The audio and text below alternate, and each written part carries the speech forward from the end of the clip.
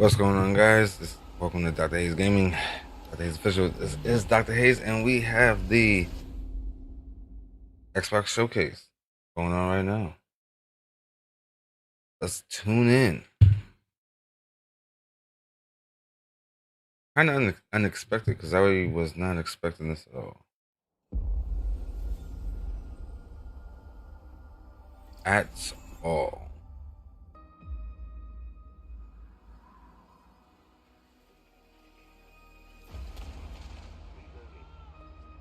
I think I know they have Outer Worlds 2. I know they have that. Think I care that the colony is in disarray? We didn't come to Arcadia to get bogged down in pointless warfare. We came to spread freedom and liberate resources for profit. But this pesky Earth Directorate agent is mucking things up. They're not alone in doing so. And they think they can just choose how things play out. They could stop us from stealing the Protectorate's brainwashing technology, which we need to improve our market share. What if this stranger aligned with the Order and that world computer of theirs? That could be the key to closing the rifts that threaten the colonies. So, you see why this menace must be wiped from the face of existence. Or, better yet, brought to our side through the power of capitalism. Now, let's get out there and buy our way to victory! What is this?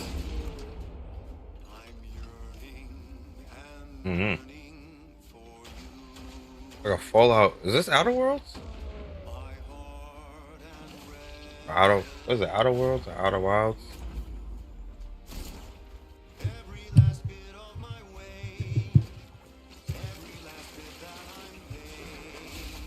I mean, I don't copyright music.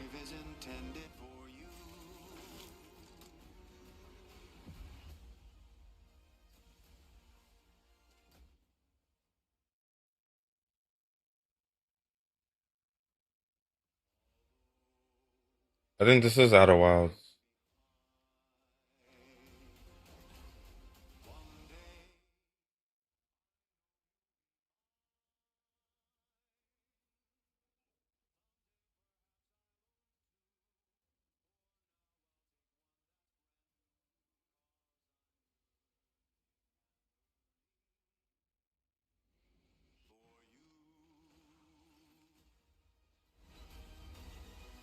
Looks very interesting. October 29th. An adventure made for capitalism by capitalism. Inflate our impressions and egos by staying tuned after the showcase. Looks very interesting. I don't know if we're gonna stay past for that, but looks interesting. World premiere. World premiere. Babe, what's wrong? I'm sorry. I've just been so depressed lately. You know, it would fix everything. Humanzapro.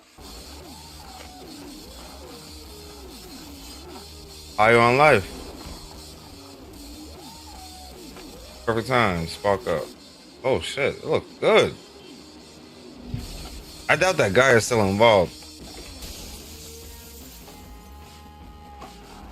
I mean, he has some controversy or something.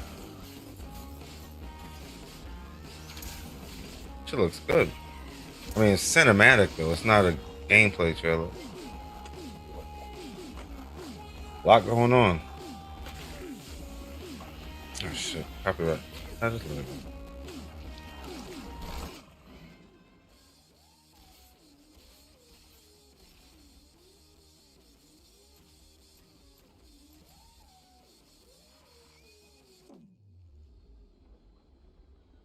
I'm tired of these cinematics, man. I want to see gameplay. That's cool. But still, gameplay. Yeah, humans are barely sentient. Scientists have done studies, and their brains are like half the size of ours.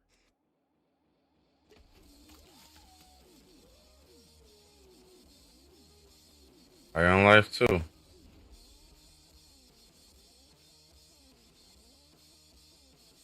Coming this winter, the Xbox. Hey, nice.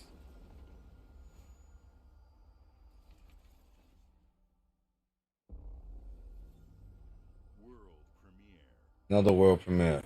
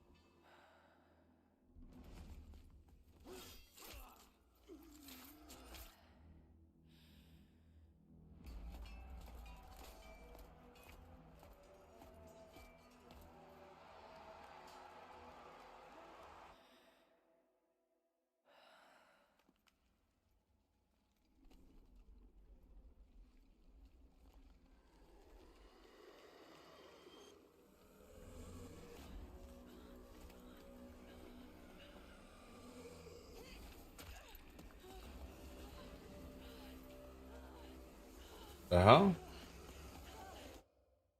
What's that sensual?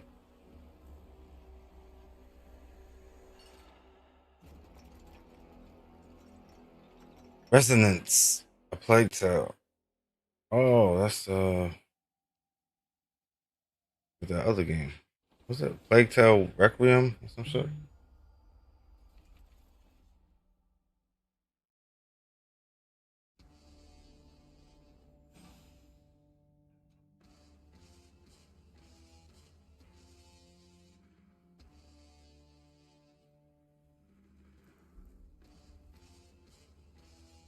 Oh, here comes the handheld. Damn, so we got two so far.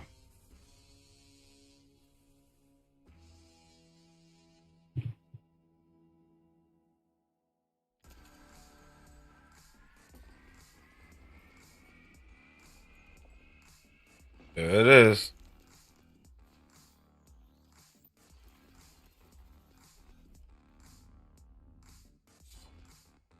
Nice.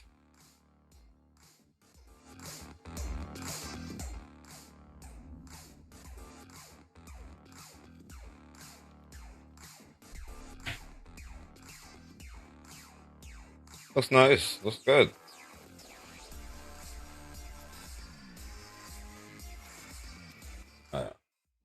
Song is hot, but it's copywritten. But can you play PC games? Like, can you still play like a Steam on that? I think so.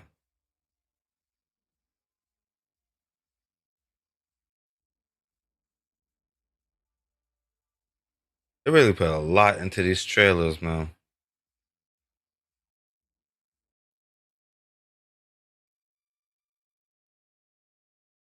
Nice. Let me put a price on it. Oh, And that's what you've seen from us over the years. uh, We've led the industry with backward compatibility.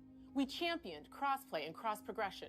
We delivered Game Pass, first on console, then on PC, and with cloud gaming.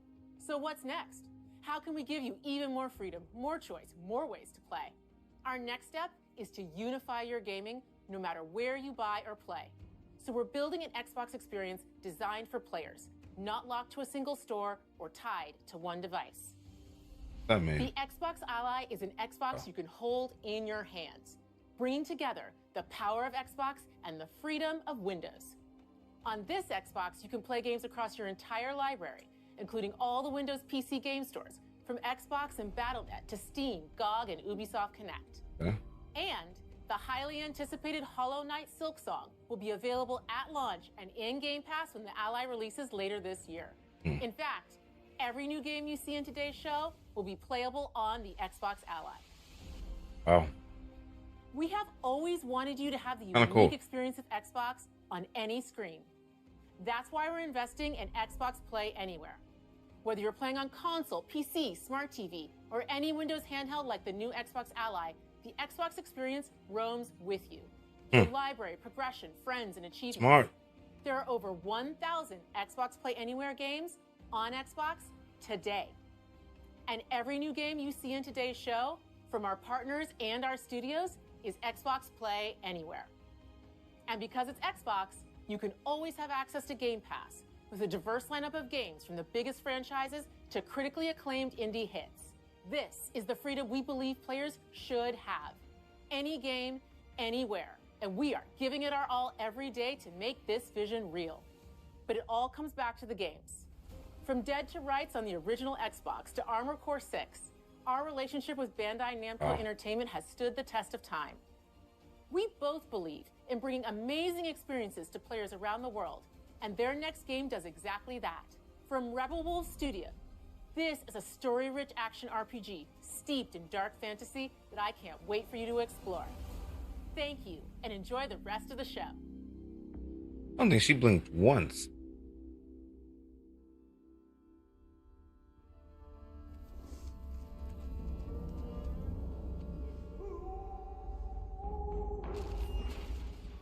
Rebel Wolves. Hey. Ooh.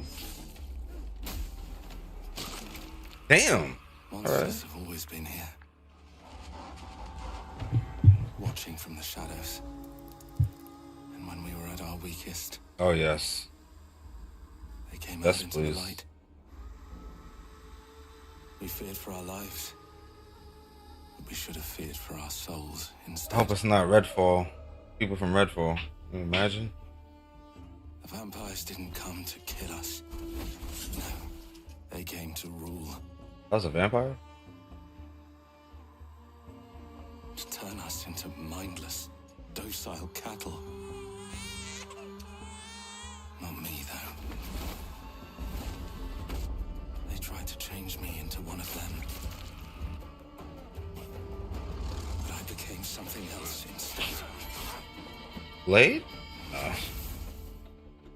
Their worst nightmare.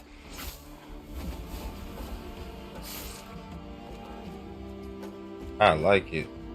A Dawnwalker. Blade.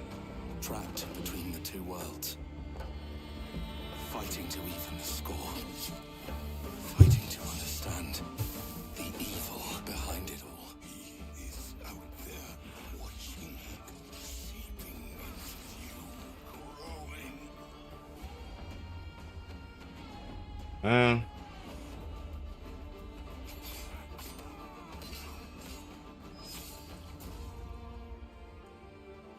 It looks good.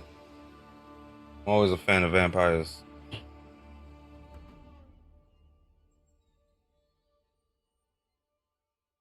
Okay. Hope it's good.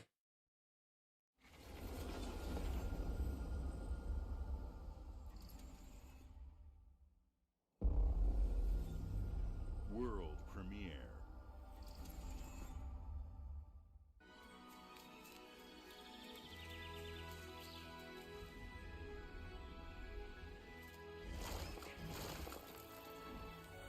What?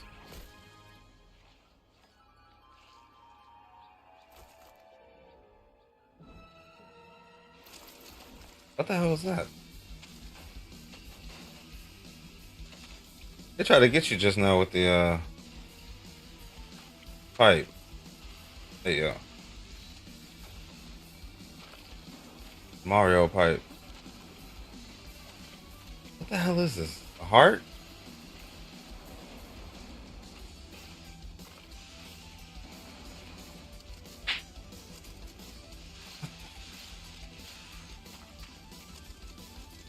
A lot going on.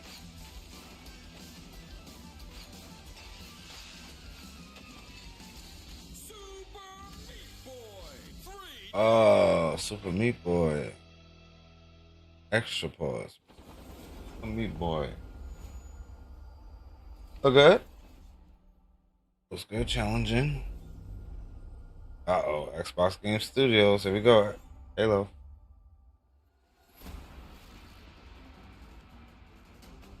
Or not. Watch your back, Yakumo. You're a wanted criminal now. I'll kill the Platinum Games. myself. Shit. It's my mission. My duty as a Raven Ninja. Oh. Oh. Hello. Breaking the Dark Dragon free has its consequences. Yes, please. What the hell is this?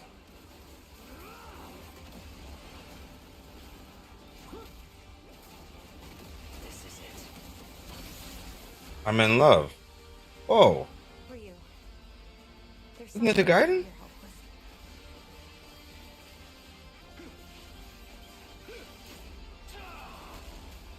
Damn, Xbox coming back.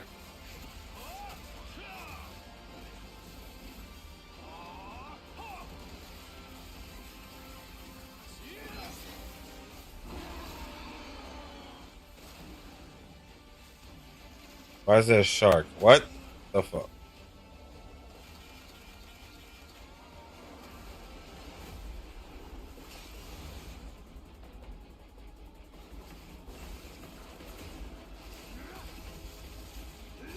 The Dark Dragon is mine.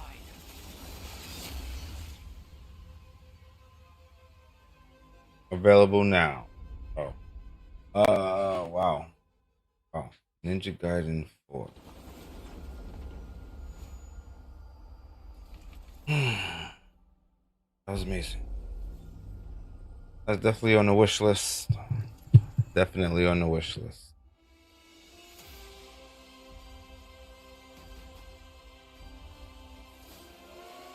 I haven't played the original yet. Damn. Here we go. Good luck, Indy.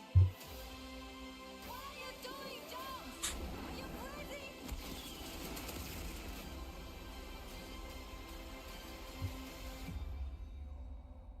Is it worth it? This is where it starts. Beneath the streets of Rome, Is it on Xbox? enter the city of Antioch. Find a secret relic. Bring it back to the Holy See.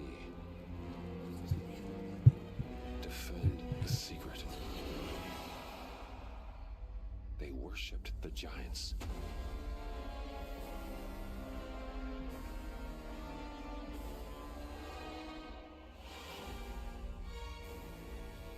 Wasn't really an Indiana Jones fan, gotta be honest.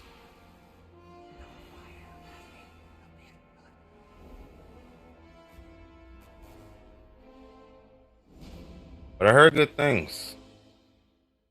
Heard pretty good.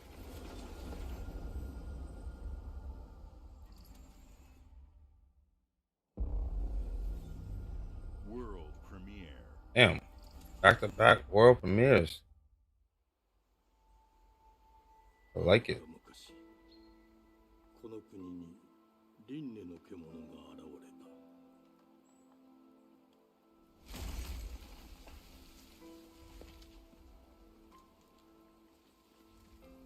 輪廻の獣は汚れを吐き、あらゆる生物を蝕んだ。 Game Freak. Hey, what?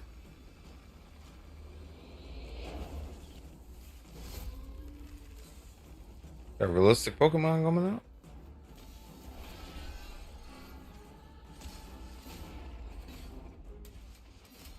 The Xbox is putting in work right now. Xbox is definitely cooking.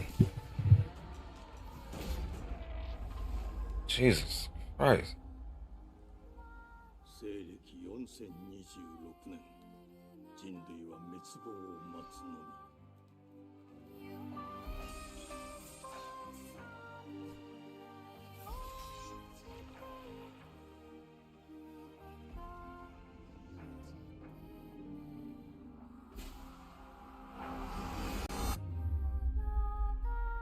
Beast of Reincarnation. Horrible name. お前こそが輪廻の獣を滅ぼす刃となる。I like the name. I got a better name.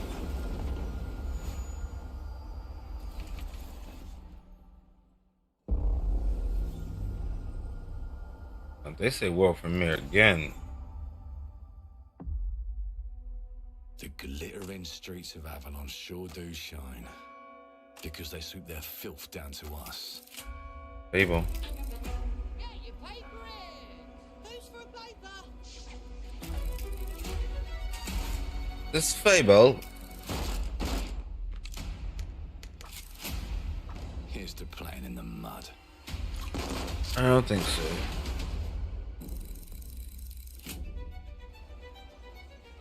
Life here ain't for the soft-hearted.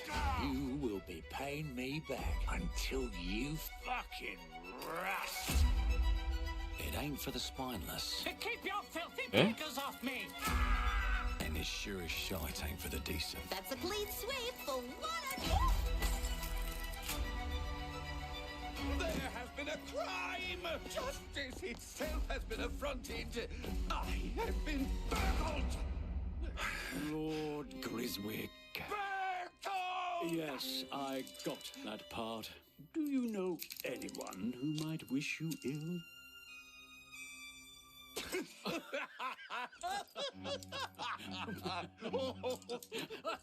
This has to be Fable, huh? We can't arrest and question everyone.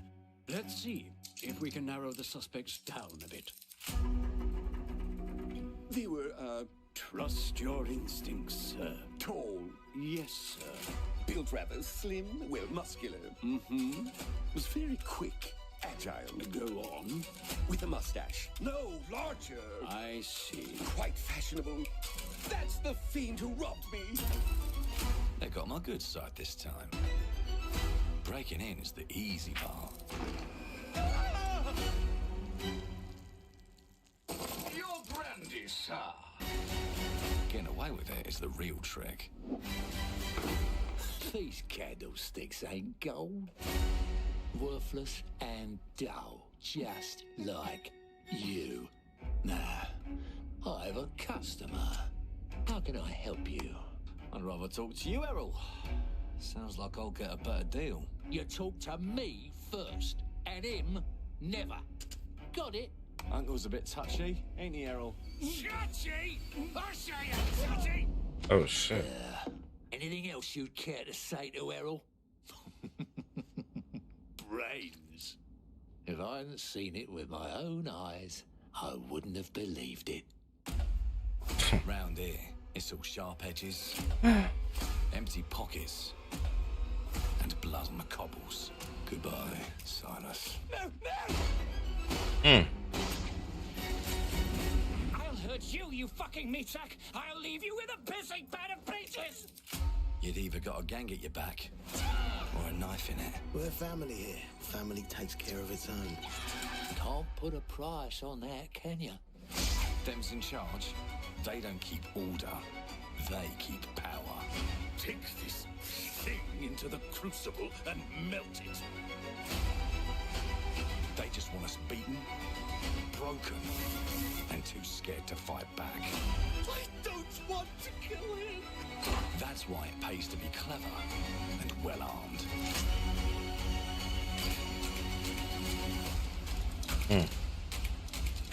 Hey. Let's go and end a few arguments. I hope this is Fable. Damn, what is this? Don't get cocky. They've got a weapon far worse. Time. And if they can rewrite history, they can rewrite us. But Oh, is this that clockwork? And Mummy's keys. Now I can fiddle with time. Put the bullet back in the barrel. Bring the chaos to a crawl. Take a mistake and make it like it never happened. We can change the world as we know it. One choice at a time. And I can even go back and change the past to change the future. And let me tell you, The hunters don't like it when the rabbits got the gun.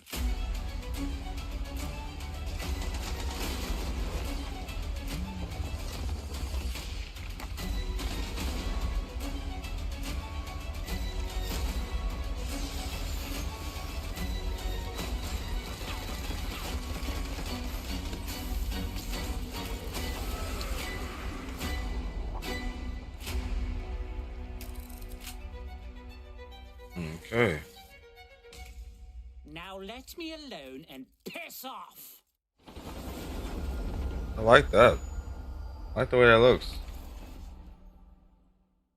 Work Revolution. Our creative teams are dedicated to bringing Right. players Matt award-winning, Booty. record-breaking, critically acclaimed games. Call of Duty, Black Ops 6 from Activision, Doom, The Dark Ages from Bethesda, Diablo 4, Vessel of Hatred from Blizzard, and Avowed from Xbox Game Studios. All of our teams across Xbox First Party are shipping their most played games ever, and they're Man. also delivering more content. So sad Halo's than not ever in that. before.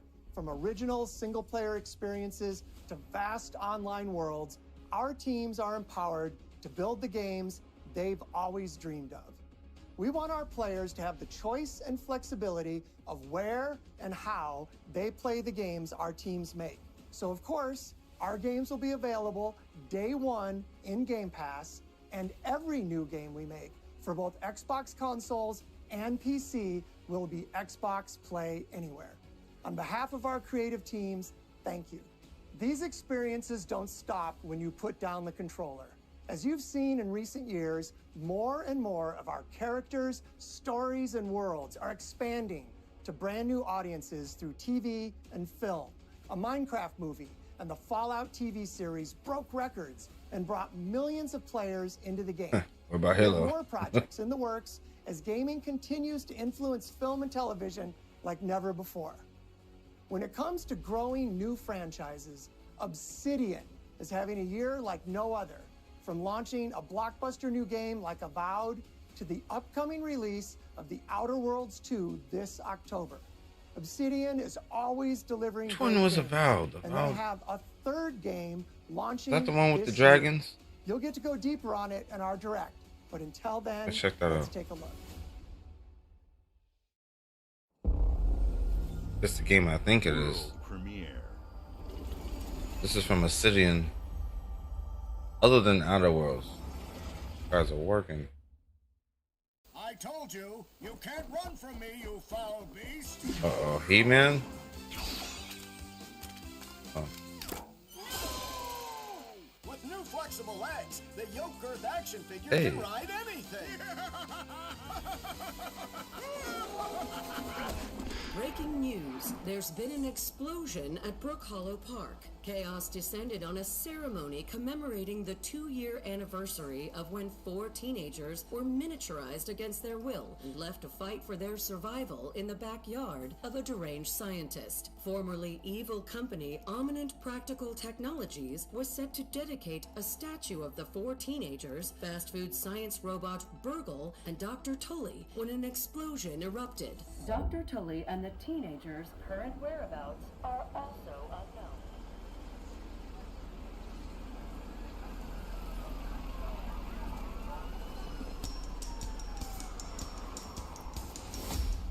You gotta keep them separated.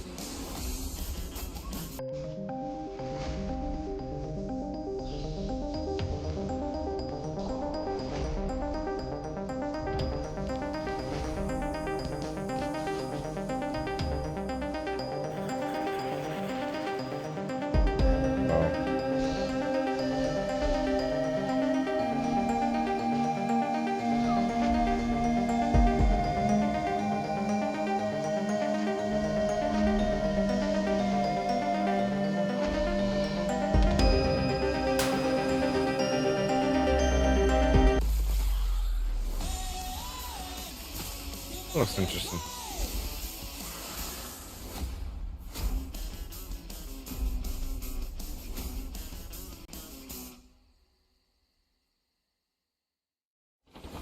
I thought Grounded 1 was just like an early access or something. I don't know. Fully released. The predecessor 3500 reached. Accessing predecessor's travel log. Attempting data salvage.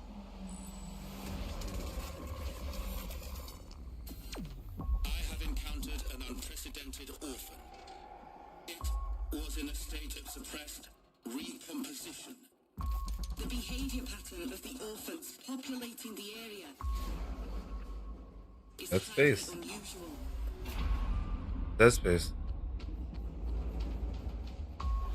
Wow. They become exceptionally aggressive. I bet this is Dead Space.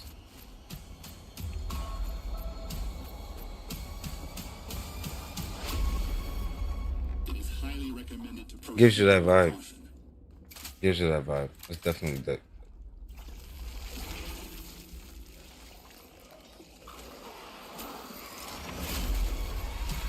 Huh? They seem to act I don't more know. consistently, in coordination. Heavily influenced.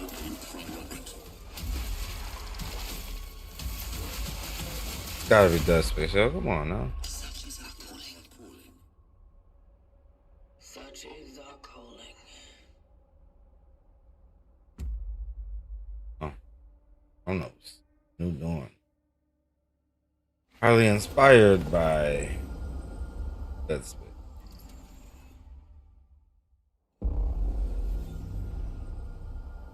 That's the.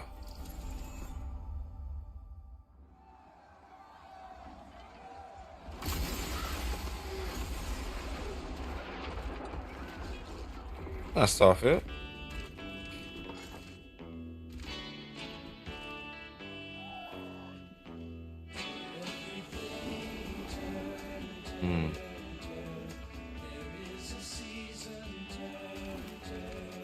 Never played Elder Scrolls.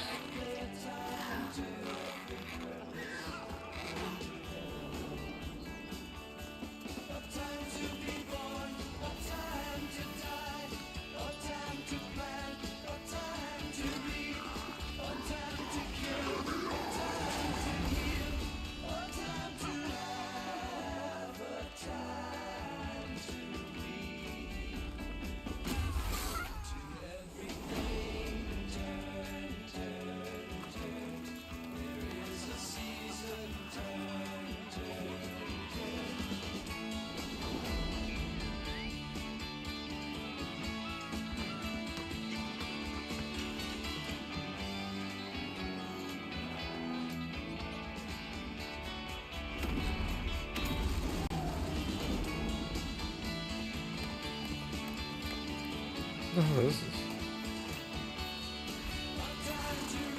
Elder Scrolls.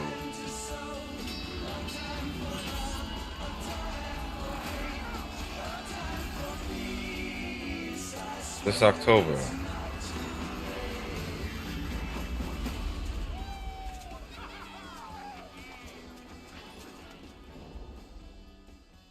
June 18th. It was out already. This is just like a DLC. World Damn. premiere.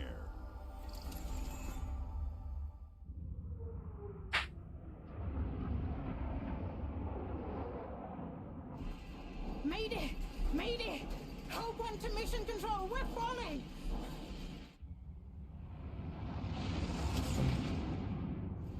Thomas, the ship's breaking apart. There's no time. Evacuate now. Thomas, come in. Ariane, you sacrificed everything for a new world, to save mankind. And I'll always love you for that.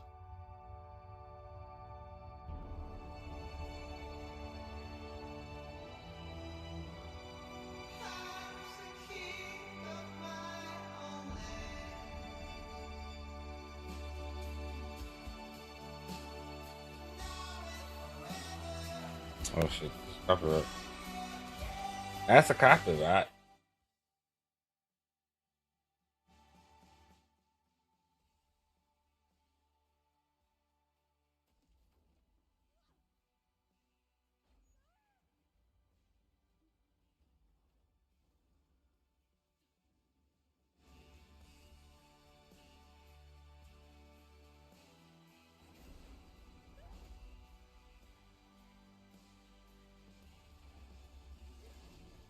Games look really good. I mean, well, I can't even say that because this is cinematic mixed with cutscene. Elion. That's cute.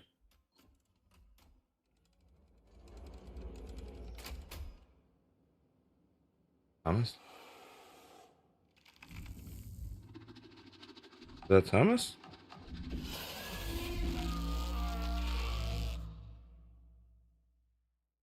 Hey.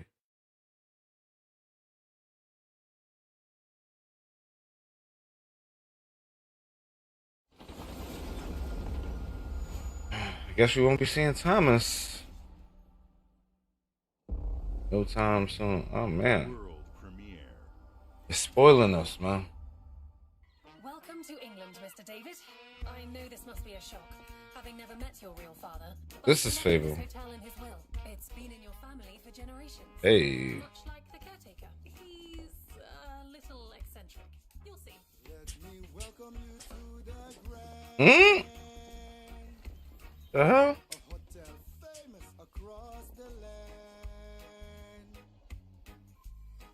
Every room used to be in such high demand.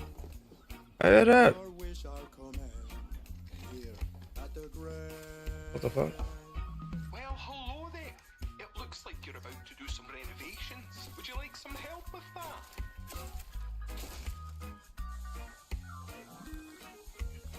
Man, if you don't get out the way. So, my father was renovating the hotel when he disappeared? Not just the hotel. He was helping the entire village. Oh man. You have his power tools. You know, you could pick up where he left off. You seem like a good man. Like This is not the gameplay though. It's not that fluid. I'm in. It can't be. Just make sure the locals don't get wind of what you're really up to. Because if they find out, they will wicker man your ass. You keep looking into things, and things are gonna start looking back. Don't make the same mistake your father made.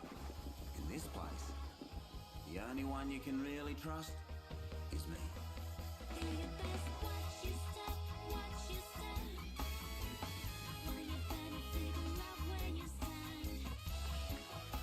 What is this? Very interesting. Looks fun.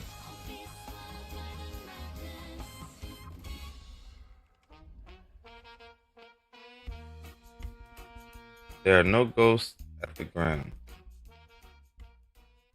Like that. Like that.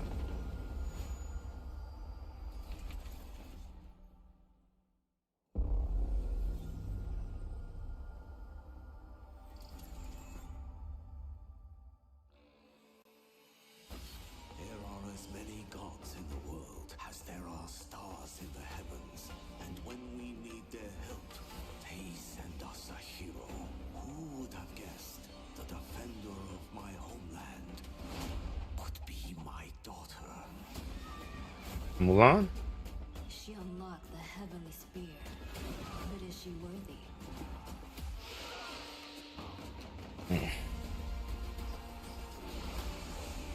Oh. I'd rather play Dynasty Warriors.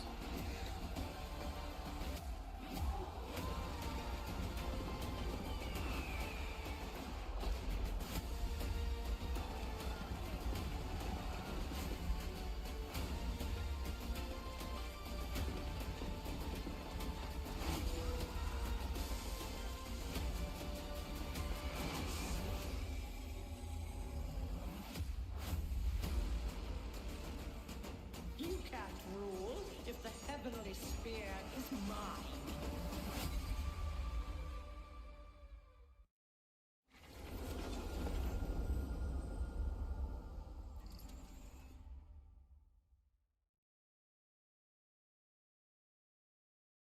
Eve Studios. Yeah, I'm gonna pass on that one. 주권 국가의 자주적 결정을 누가 허락하는가? 만약 이 결정이 패권 국가의 특정 정치 집단의 이익을 저해한다면 당신의 특정 행동이 대중의 의사결정에 영향을 미칠 수 있으며 반대로 누군가는 당신의 의사결정에 영향을 주려 한다는 것을 인지할 때 자신만의 온전한 입장을 세울 수 있지 않을까. 당신의 입장은 온전한 본인의 판단인가?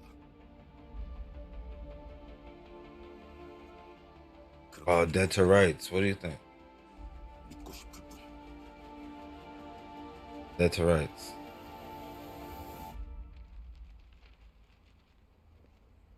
Korean, isn't it? If I'm not mistaken.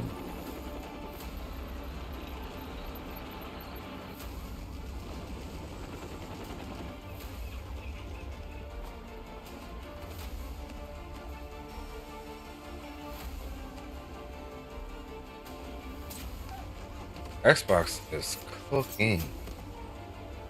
What is this? 당신은 무엇 때문에 분노하는가?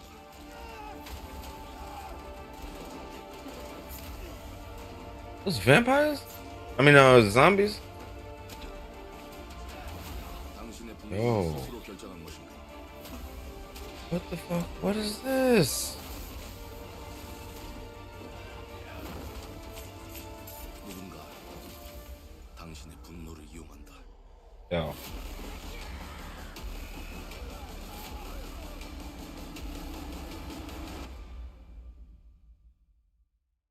지정태. Yeah. 지정태.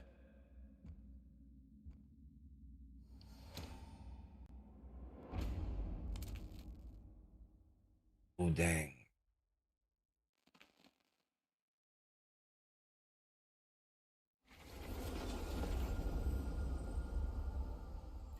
That's crazy. That looks good. That look good. World. We gotta step it up because they know Grand Theft Auto 6 is coming. Damn, they really coming. That shit looks nice. That looks good. Definitely be playing that.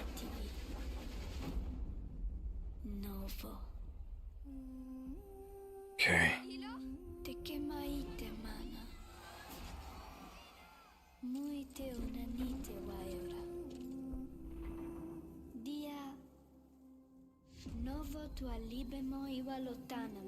Games look nice.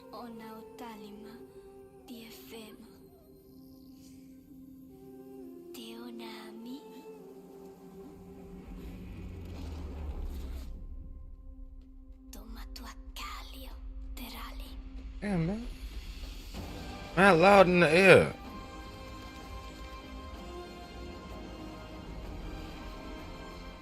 Ah, man.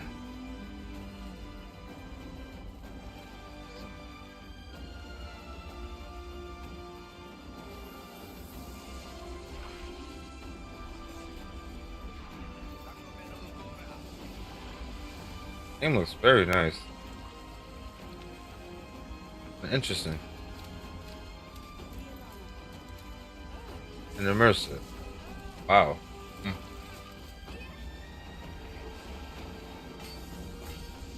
Physics look nice.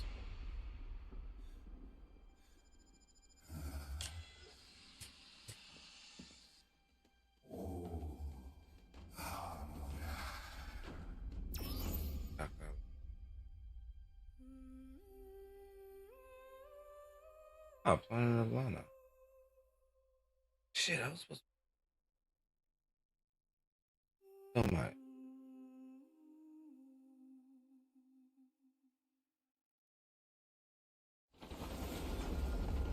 Bro, that's still my. I was supposed to play that too. Look good.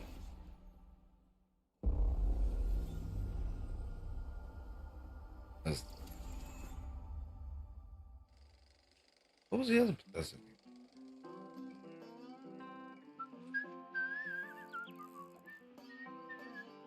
Well, hello there.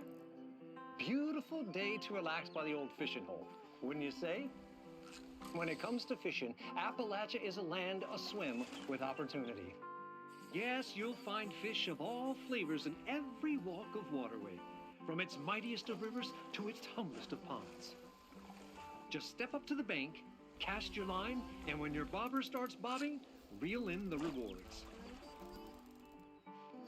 What do you got on there, Jed? Worms. And how are they hitting today?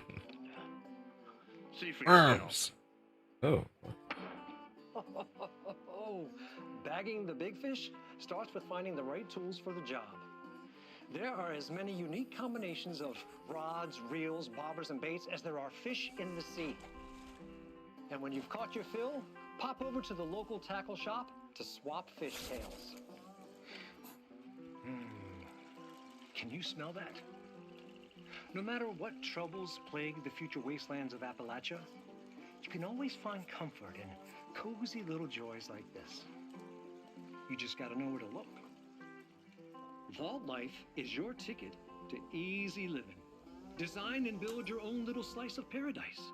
A place to show off all the bits and bobs you collect in your travels. Got a green thumb? Plant your own peaceful vegetable garden. And nothing warms the heart like a neighborhood cookout. Ah, community makes a wasteland a waste home. Join today, and tomorrow you'll be kicking back and sharing a meal with friends in beautiful Appalachia.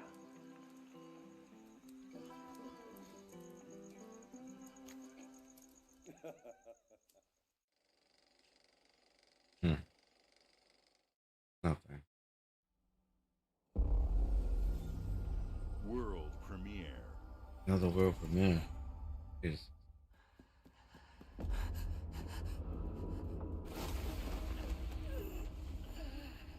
I like it already. Oh. Never saw this anime.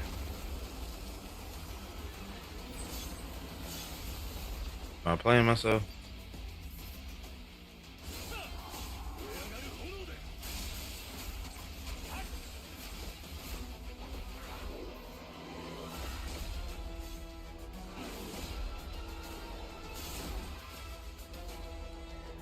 Oh wow, 4-player co-op?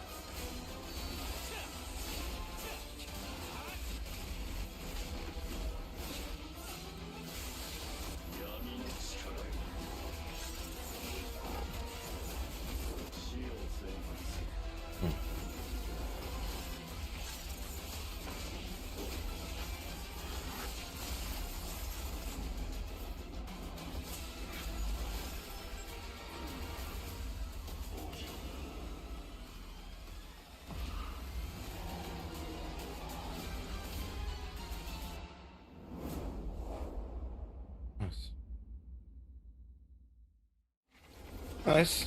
I would have to say the anime first, though. Know what the hell's going on? World premiere. Alright. I mean, technically, isn't this all world premiere? You could have just had a world premiere section. Was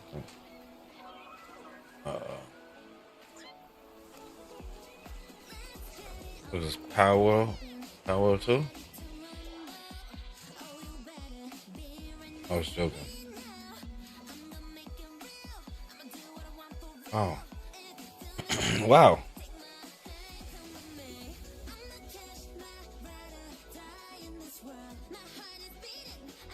Amigo? Is that what that said?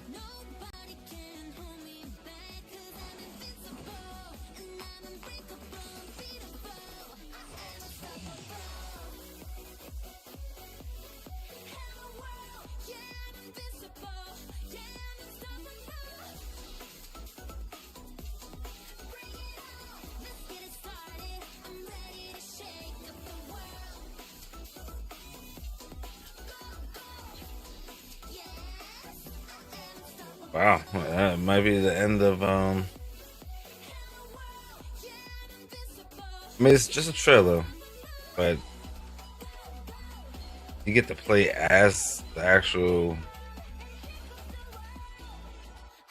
I don't want to say Pokemon, but actual creature. That's that's good.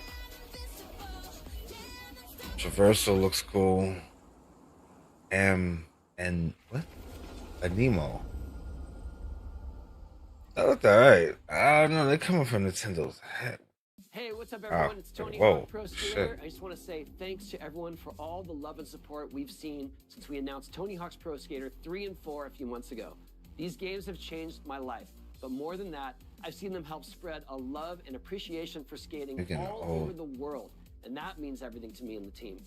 I can't wait for you all to experience the game. It's been rebuilt with so much care and attention to detail, with some brand new parks, new music, new skaters, and more. And you can enjoy it all with your friends with up to 8 players in multiplayer. Tony Hawk's Pro Skater 3 and 4 officially drops July 11th, and we have a lot more surprises to come. Check out the launch trailer now.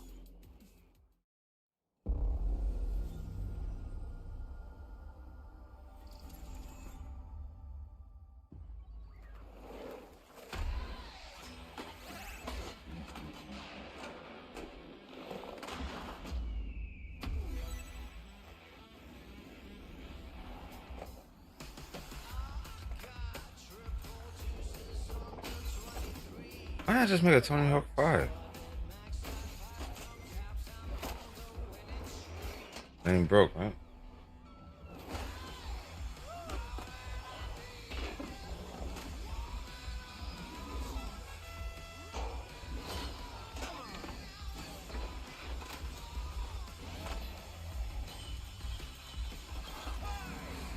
They just remastered it.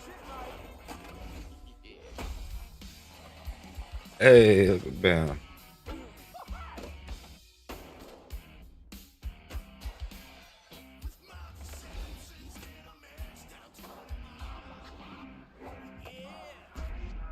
That's cool.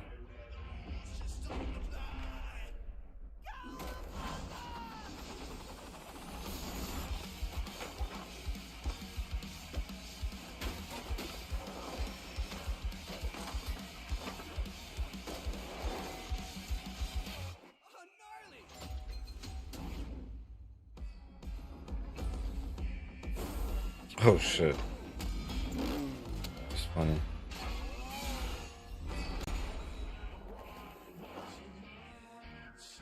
Oh, 3+4. Okay. Might be a skating term. I'm not sure. What term? World premiere. Are you just gonna say Tony Hawk 7 or Hawk 5? Wow. Just like the floating sword. The creators of Spirit Terror.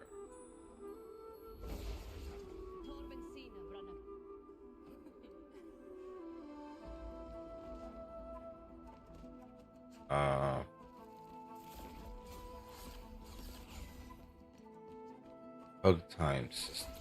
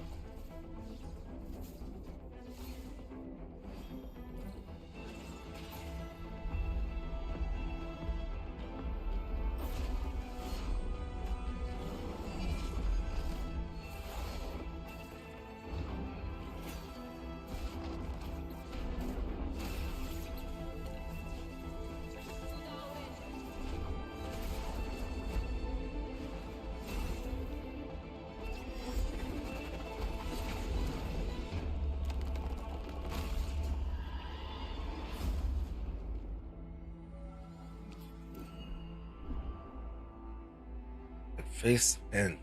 You can put that sword somewhere else. Stored anywhere else.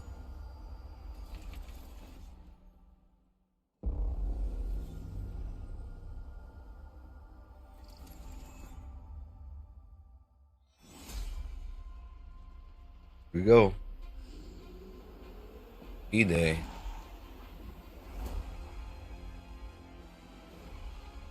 What?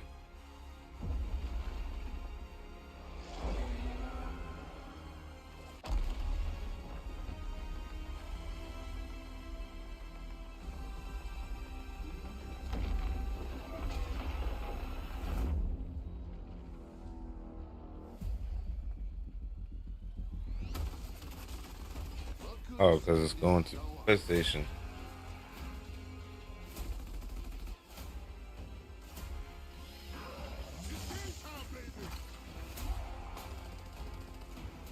You think you can still find your way back home, Phoenix?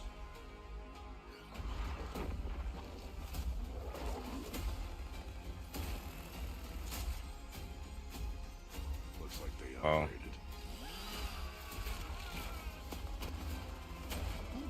Baby. Oh no. Let's do this.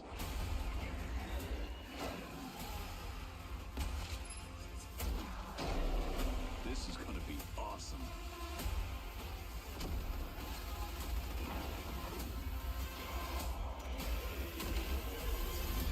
Is this what ED is?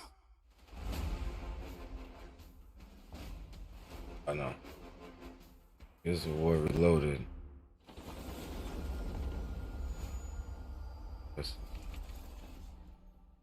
Play Gears of War on that handheld. That's kind of crazy. World premiere. That's hot.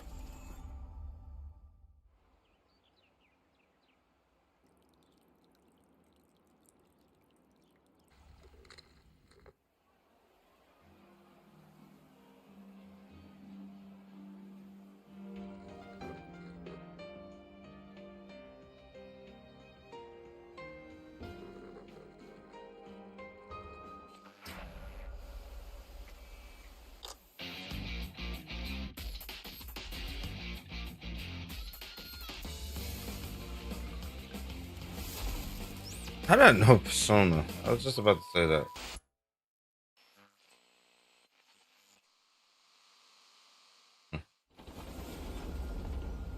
Never played Persona.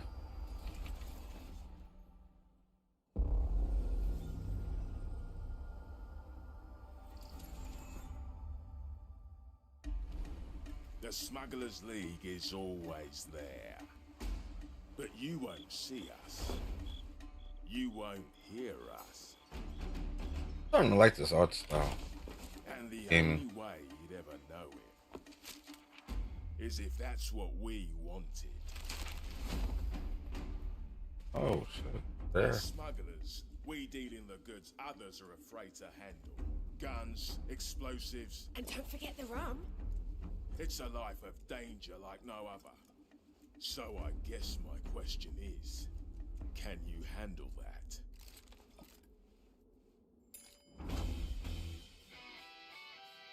Getting your hands on gold is one thing, but you should know that this is what we're really after.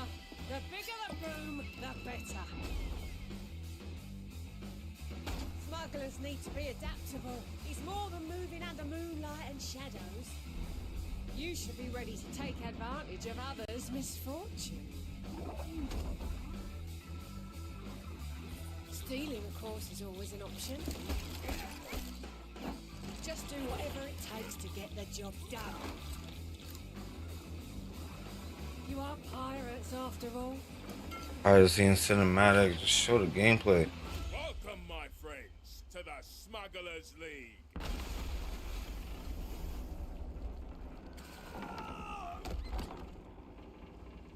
You're paying for that. Oh shit, these. Oh, see, is any good?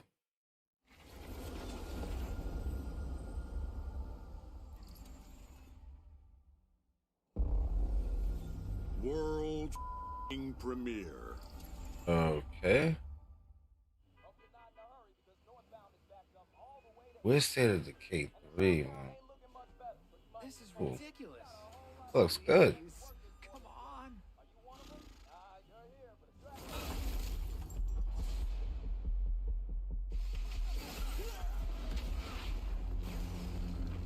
Invincible.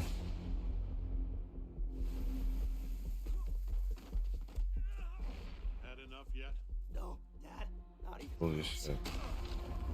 Please don't be a fucking. Just be a regular fighting game, please.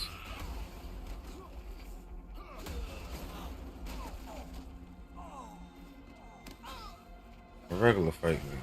A regular. I mean, not even a fighting game, but don't be no turn-based shit. I mean, yeah, it's nothing wrong with that, but just game like this needs to be a third person I hoped you'd action understand game. why I had to do this. Accept our rule or die.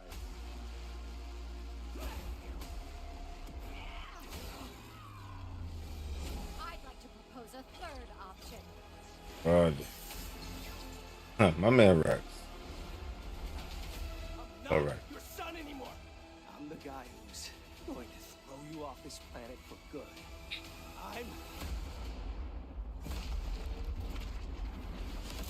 I trusted Fighting game.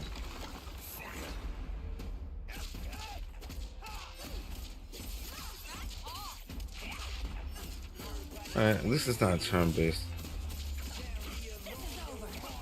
Just don't know how good it's gonna be. Can you be faster than that? He was bulletproof, right? Yeah. BB3 tag.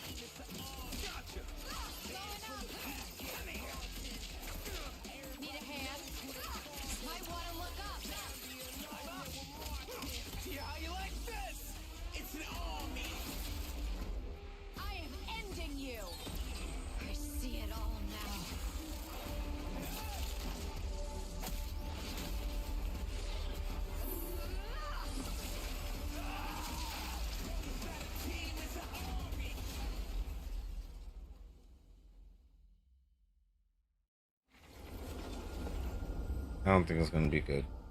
Yeah. I don't know. Something's throwing me off. Wish it was a regular single player game. Massive multiplayer. Online. I still didn't beat the first one. Sometimes I have a remaster for the master.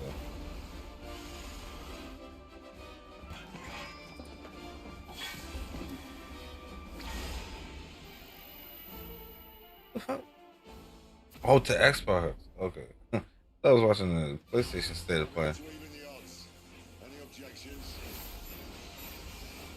Know your place, little lamb. There's no one to save you now. You will answer for what you've done. The flames are around, and the bird has won.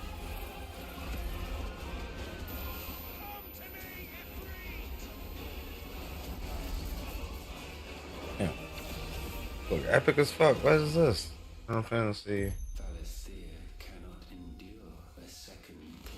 16? That's what we're up to?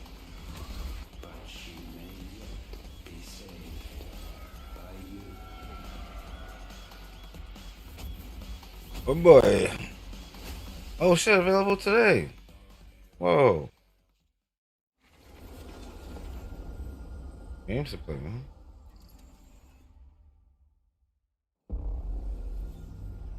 World premiere. Interesting. For the PC.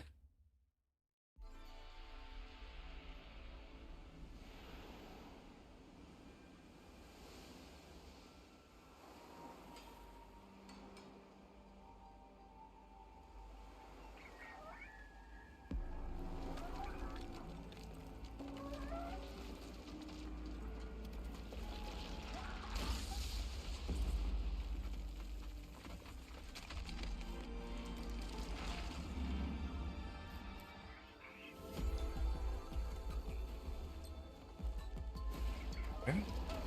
Different graphics are very nice.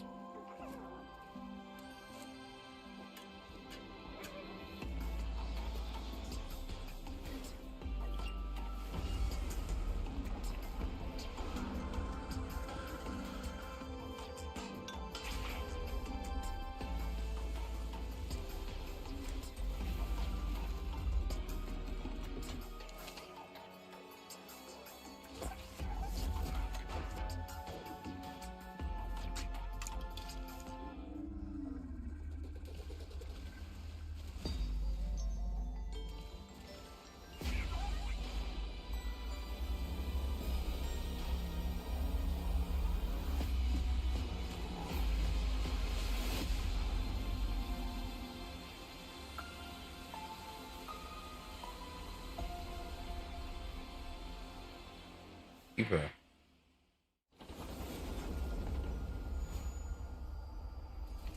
Looks interesting. But no.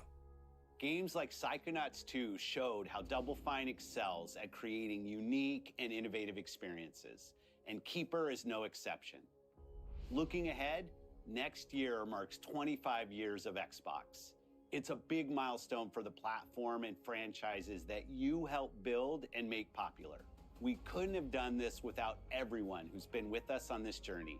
As we think about bringing a new generation of players to these iconic franchises, I'm excited to share that players will get to celebrate 25 years of Xbox with a new Fable, the next Forza, Gears of War E-Day, and the return of a classic that's been with us since the beginning. Today, you've seen an incredible range of games from creators across the globe. But none you just Creators named. like In Exile, reaching for me shut new up. They heights might. with Clockwork Revolution. Sluggerfly, That might be taking it. team meets modern classic platformer into 3D. Square Enix, bringing more of the critically acclaimed Final Fantasy franchise to our players. And Team Ninja, returning to the beloved series they debuted on Xbox. You've also seen the next Xbox hardware release, our Xbox Ally handheld, which lets you bring your Xbox experience and your library with you anywhere. I hope you enjoy Couldn't the you breadth just and download depth the of Xbox games, updates, and the Xbox experiences app that are coming on- to Xbox from our partners and our Okay. own creative teams.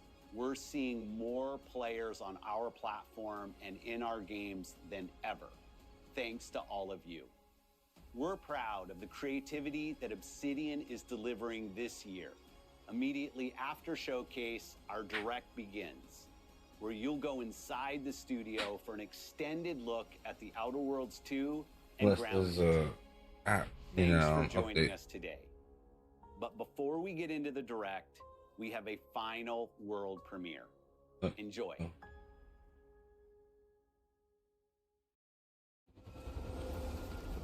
World premiere.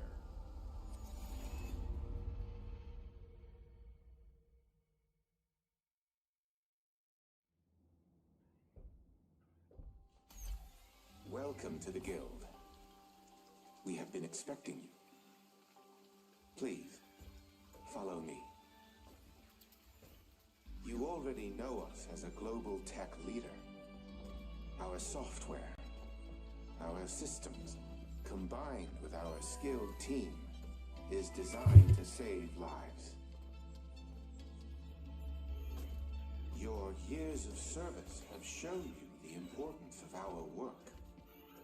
Here, you'll witness the global scope of that mission in action. Let me introduce you to our esteemed visionary.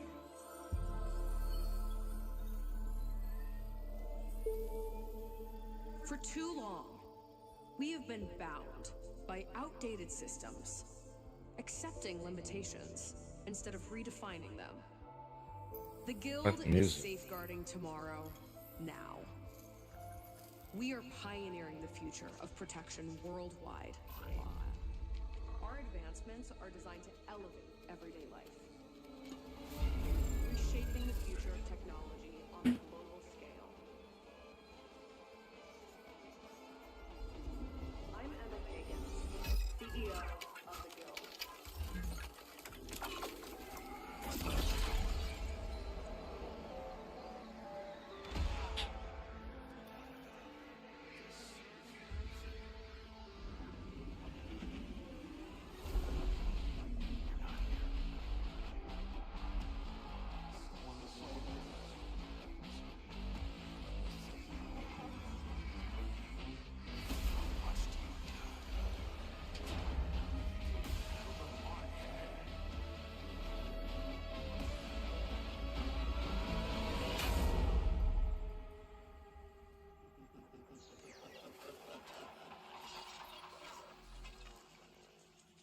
Yeah. This can't be Alan Wake, no. It's David.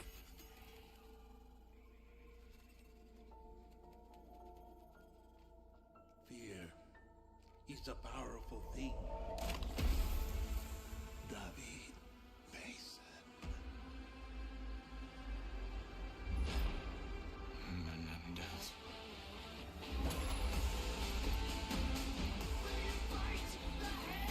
David Mason. Oh.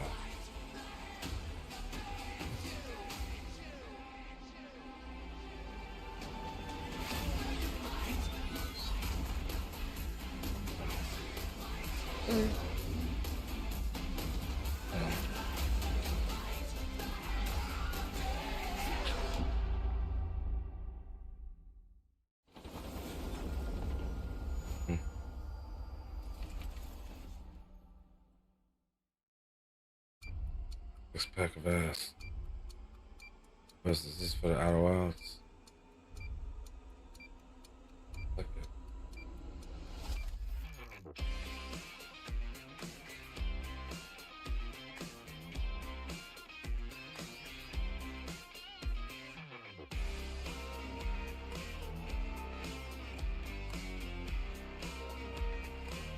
Alright, so we got a whole bunch of copyright music and shit.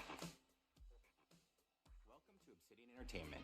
We here at the studio have joked around that this has been the year of Obsidian, with Avowed releasing early this year and now ending the year with 2 more games. And what better way to cap this incredible year for us than by doing what our studio does best, sequels. That's where I come in. You can get out of here, Fergus. Thank you so much. No, you're doing great. You nailed it. The sequel is the lifeblood of every great franchise. Think about it. The original creates the world and builds fandom, but the sequel, I'm gonna let this play, but I'm that's what makes it worth remembering. about No sequel, no hoverboard. No sequel, no dual SMGs. About No 4 minutes. sequel, no raccoon tail. No sequel, no Zune 2, which doesn't really exist, but I wish it had. There was a Zune 2. There was a Zune 2. I'm Mark, the head of sequels here at Obsidian, and I have sequelized everything. Blockbuster movies to AAA video games to my first marriage, so trust me, I know what I'm doing. Come along on this journey with me. Part 2.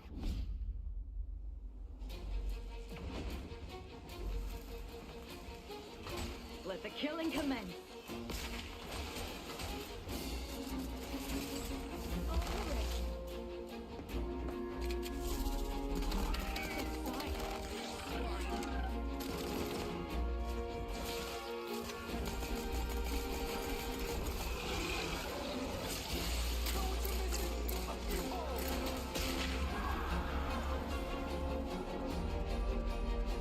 The Outer Worlds 2 is a sequel to The Outer Worlds 1.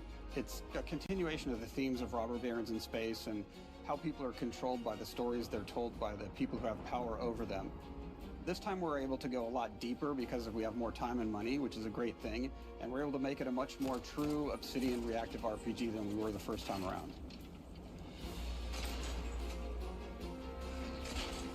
So we're going deeper and more complex with everything for this sequel. Deeper story, lore, RPG interactions, reactivity, all the things we've been known for as a company. It's really a complete realization of everything people want from an Obsidian game.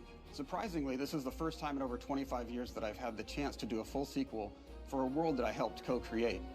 It's really just a fantastic opportunity to explore and expand the universe in interesting ways, and to go even further with the themes of how people are affected by living in a dystopian corporate reality. You can shoot your way through it, you can talk your way through it, you can sneak your way through it. And so no matter what kind of playstyle that you like, this is just an awesome franchise and an awesome game to jump into, even if it's your first one. The first Outer Worlds was a great base to start from, as it has all the elements of a great Obsidian RPG. Interesting characters, deep worlds, important choices. In the Outer Worlds 2, not only did we want to double down on those elements, but we wanted to give players even more of it. We've also put a lot of investment into skills and traits that impact things like combat, conversations, and areas that we call RPG interactions, which are the part of the world where players can use their specific skills, perks, and backgrounds to solve problems in unique ways in our new, bigger worlds.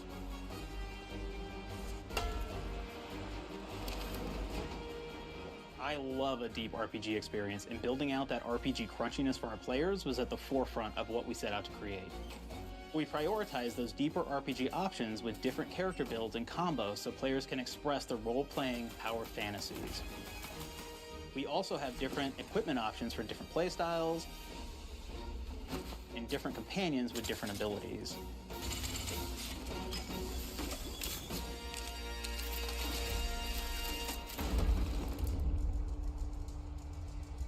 Space and reactivity. In the first Outer Worlds, you start off as the Stranger, which was basically a blank slate to build on top of with various attribute points that would begin to define your personal experience in the game. You can make any kind of character you want, but we've given you a role. That role is an Earth Directorate agent. You can think of them as kind of like space cowboys or space sky marshals. They're the good guys that go into places and kind of fix everything that's wrong. And this is It Obsidian. could be one of those. But we don't tell you why you joined the Earth Directorate. There could have been a lot of different reasons, right? It could have been because you're an actual lawbringer and you want to go in there and spread law throughout the galaxy. It could be that you're a roustabout and you just had nothing better to do. After you pick your background, one of the really important choices you have next is choosing your traits. While we had attributes in the first Outer Worlds, we've leaned into traits for the Outer Worlds too, which are these big changes to your character depending on which ones you pick. So it could be something like Brilliant, where you can tag extra skills and you start getting extra skill points. And that's obviously really great if that's how you want to build your character. You can also go and do something like Lucky, where you get extra critical chance, and you also get a lot of really cool options throughout the game as well. Of course, we brought back Dumb, so players love the Dumb option. All right. Tell me, do you believe in signs?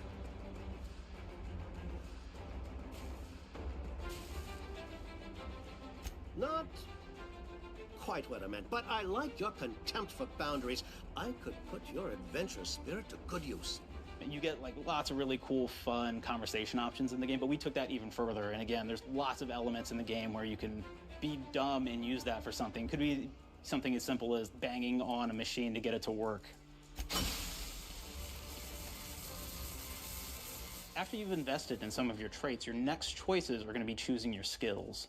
The skills themselves basically allow you to build on your playstyle and what your character is doing in the game. That will be everything from playing stealthily to speccing for an explosive specialty.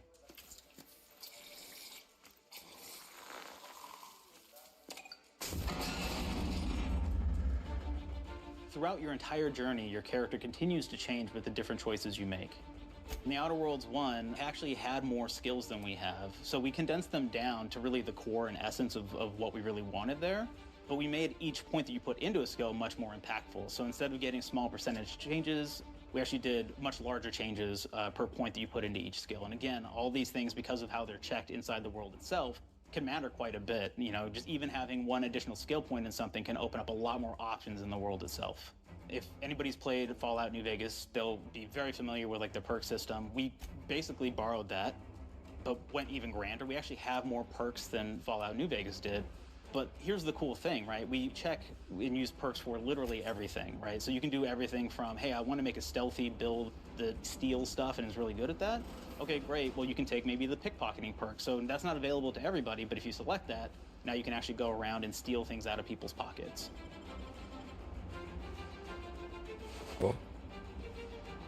There's another perk called heavy-handed, right? Where say you're a melee person, what this does is now your power attacks that you use actually knock people down. Oh man, I really like the serial killer perk. As you start killing people, they will drop hearts. And you can take those hearts, and essentially you're taking these trophies, you could say, and it's actually giving you a permanent health bonus every time you do it. We have this perk called Assassin. Now, this is an early game perk that you can take, which every time you stealth attack an enemy, you're actually going to get a movement bonus for a certain amount of time. Stab him? Yes.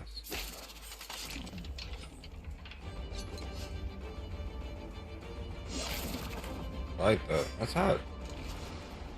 Flaws were a system that everybody loved from the first game, but we wanted to make it more personal to the player. We wanted it to really reflect how you were playing the game and give you a bonus that you actually wanted to really engage with. With the flaw system returning, we knew we needed to go bigger, better, and more real than ever before. So, we turned to the team. I told them, no bad ideas. Give me what you got. Okay, we need more flaws. We need them to be real. I want to put them in the game, so give me something. Inspiration. What's wrong with you? Oh, I have bad knees. You have bad knees? They hurt when you walk a lot? Yes. When you walk too much, they hurt? No cartilage. Sounds boring. Makes you sound like a boring person, but it's in the game. I know it. It's a good flaw. What about you? I like to take small things sometimes. So you're stealing? No, I'm taking. When do you give them back? I don't. Claire, Yeah, you shouldn't be stealing. What are you doing? You shouldn't be stealing, Claire. Tiny crimes. Tiny crimes? Do you hear the second part, though? It's a crime. Well, You're stealing. Claire, that's wrong. You can't steal things, okay? But it's an amazing flaw, and I'm putting it in the game. But you're a bad person. And are you the one that took my stapler? do you need it? Yeah. Give it back. Okay. Please. You, what do we got? Flaw. I like to stare at the sun. How long did you stare at the sun? Just lunch break. An hour? Oh, I only get 30. You guys get an hour? I get an hour. In an hour. Oh. Makes me feel energized. How many fingers am I holding up? 3? No. Anything else? We'll put it in the game. We'll put it in the game because I feel bad for you. Anything else? One of my favorite flaws is something called bad knees. It will actually give you the option to take this flaw that'll make it so that you move faster throughout the game. But the problem is, anytime you stand up, your knees are going to make a loud popping noise that makes it so that, well, everyone around you is going to hear you. There's one called Kleptomaniac. This is really interesting because what it does is when you steal something, you can actually sell it for more bits than normal. And like that sounds really great. The drawback is sometimes when you're looking at things in the world that are owned by somebody else, you'll automatically steal them. So you have to be very careful about how you use them. One of our more wacky perks is the Sun Gazer Flaw, and it just gives everyone They were cataracts serious. while playing their game. So Holy everything shit. becomes like light shafts and blooms and hazes, and makes the game pretty unplayable if you happen to choose that perk. If you happen to be the type of player that habitually reloads your weapons like I do, well, you'll be offered the flaw of over-prepared. Now, you'll get larger magazine sizes on all of your weapons, but if you ever fully empty your magazine, you're gonna take a debuff for a while. While we support options like being a gunslinger who wants to key into destructive weapons, or a rogue who wants to alpha strike their enemies before they know what hit them, we also allow for a lot of fun and experimental builds. You can be a mad scientist who utilizes gadgets and wacky science weapons and armors. Or even a psychopath who gains permanent bonuses to health by murdering their friends. Nothing shows the impact of these character build options better than, in my opinion, the bridge area, which has a quest you get early on in Paradise Island.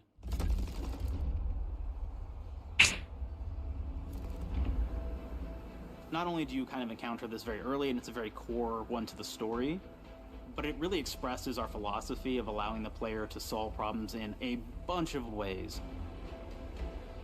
So you may solve it by, speech options. You may talk to them and maybe have to go do a quest for them and really kind of prove that you're a friend of the Protectorate to get by. I may have need of your help, stranger, if you are ready to seize an opportunity to show fealty to the Protectorate.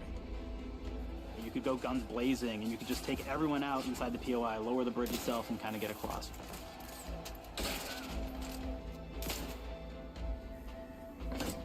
It looks very interesting.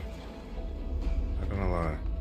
You could sneak in, lower the bridge, and then actually sneak in under the bridge to get over to the other side.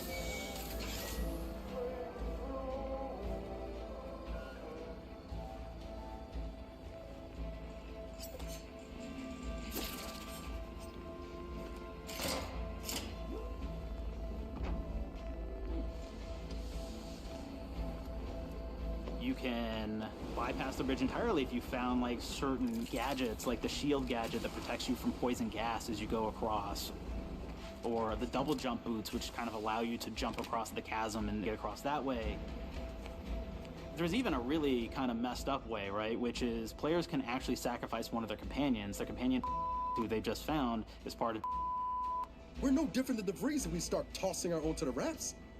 I sure as law ain't gonna follow someone who can't see the wrong in it. I must admit I'm surprised we could come to an understanding. But I thank you for your loyalty, stranger. As promised, you shall have clearance to cross this bridge. It's such a fun quest, but again, it really showcases that we want you to be able to solve this in whatever way you want to. When you build your character your way, we're there for you. We really want you to have the experience that you want to have out of this.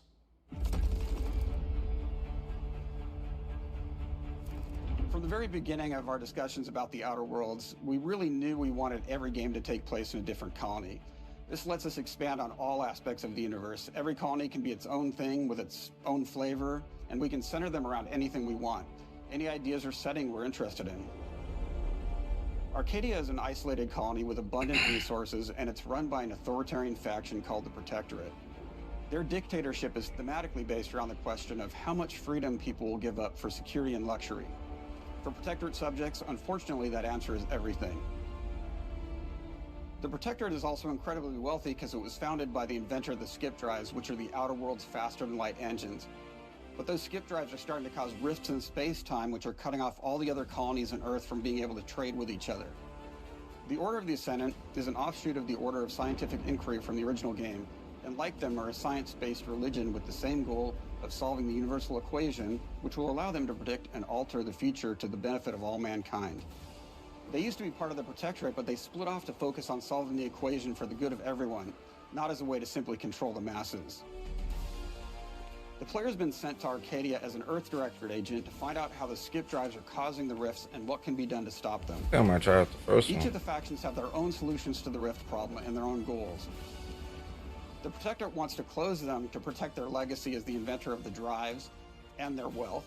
The Order wants to close them not only for the good of everyone, but also because they're complicating the math they're using to solve the universal equation. And Antes just wants to be able to open and close them at will to control all the trade routes between the colonies. In addition to expanding the themes and lore of the Outer Worlds, Can you imagine we're also working expanding in the humor, that shit so just each pops up out of faction has its nowhere? own flavor of absurdity. Anti's Choice is a merger between Anti-Cleo and Spacer's Choice from the original game, and there are corporate representatives in the Outer Worlds too. They've invaded Arcadia to liberate their resources for all of humanity, at a profit, of course. One of my favorite things from Fallout New Vegas is the radio system. It was just iconic for me, and I wanted to make sure that the Outer Worlds 2 had that.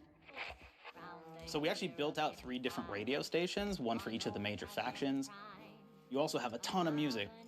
Each station might have, like, I think 20 tracks of unique music that we've made for it. It's a lot of stuff.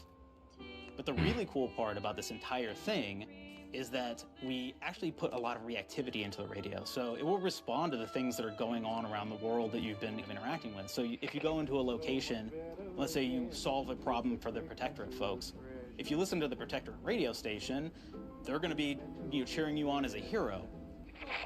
Wonderful news, everyone. The Zeranium gas leaks at the Automech repair facility, strongly believed to be caused by Anti's Choice malefactors, have been corrected. Some hotshot for hire just managed to fix the electrum leak in their repair facility. Now, I'm not saying we caused it in the first place, but we sure like the idea of all those broken automechanicals and all the excessive gasping and choking involved. The factions and companions are great examples of how we're going deeper and more complex this time around. They're integrated into the game's storyline much more than we did on the first Outer Worlds, and like with everything else in the game, they have a lot more reactivity. There are 6 companions in the Outer Worlds too. As usual, each has their own quest lines, but this time they are also connected to a different faction and have character arcs that the player can affect through their choices. Your first companion is Niles. He's another Earth Directorate agent like you, and he's looking for your help to decide whether he wants to become an even better agent or to turn his back on the Earth Directorate completely. There's also a somewhat cute Automech support drone that is basically Niles' helper. Her name is Val. Marisol is part of the Order of the Ascendant, and she's an aging but still deadly assassin. That's right, she's a deadly mathematician who may or may not have some unfinished business to attend to with the player's help. There's also a cultist named Azza, who is part of a sub-faction that worships the rifts, and in her case, violence in general. You can choose to either turn her away from overt violence or support her chaotic and dangerous tendencies. Now, at one time, Anti's Choice had a program to graft soldiers with animal parts to make them more formidable. Unfortunately, it didn't quite work, and most of them are now dead. There's a combat medic who survived, however, named Inez, and she wants the player to help her fix her graft, among other things. Finally, there's Tristan. He's a Protectorate arbiter who is judge, jury, and executioner all rolled into one heavily armored package. It is your choice to either help him judge wrongdoers or show him what true justice looks like. We definitely have reactivity in the game based on how you've been treating your companions. I won't reveal the end of the game, but let's say if you have not been treating them well, you will find out at the end of the game what that means. Companions are a very, very important part of merchandising, because that's the real beauty of the sequel. We're talking merch, baby. It is the lifeblood. It is what fuels us. Do you want to see some of my ideas? Hop, hop. Check this out. Gen Alpha loves body pillows, especially ones that look like human beings for some reason, right? Who needs a significant other when when you could have a knife-wielding space psycho up in your sheets, huh? What do they do with them when they get them, huh? Maybe a little napping, maybe a little snuggling, maybe a little nah. He's funny. Visuals of the first Outer Worlds depicted a frontier colony in space. The Outer Worlds 2 is driven by an invasion of the Arcadia colony system by Auntie's Choice, which shifts the visuals to be more reminiscent of a World War I-like setting in space. That evolution is seen across all aspects of the game, starting with the factions. How do you militarize everything, including extreme capitalists or math-crazed scientists? In a World War I setting, war comes with propaganda. The Sovereign uses it to maintain control. Auntie's Choice uses it to help their bottom line. The Order just wants to show how it exists within the grand plan. We want players to feel like Arcadia is a living, breathing place scarred by a long-standing war. Fairfield, one of the first towns you encounter, was once under Protectorate control, but has recently been taken over by Auntie's Choice. They don't just occupy the town, they rebrand it with their signature style, repainting buildings, posting guards, and adding propaganda-based holograms featuring Auntie and the Moon Man. Showing the towns evolving after the invasion helps us push immersion for our players. One of our priorities in visually realizing the world of the Outer Worlds 2 was making sure everything is clear and recognizable from the player standpoint. We want to make sure each faction has a particular look and design. So when the player is running across these vast, different environments and landscapes, they're recognizing the motifs and visuals of who they're talking to, what they're going to be talking about, and how that progresses throughout the story. The first Outer Worlds was really about the player interfacing with corporations. And while we have that in the Outer Worlds 2, we really want to express not just the corporations, but how the player interacts with other facets of the world, like government entities or religious structures. And then we elaborate on those. With larger environments, we wanted to encourage exploration by improving player mobility across the board. Now you can run, slide, double jump, mantle and parkour your way through all of the nooks and crannies of these worlds. It really allows the player to just explore and have fun finding really cool stuff.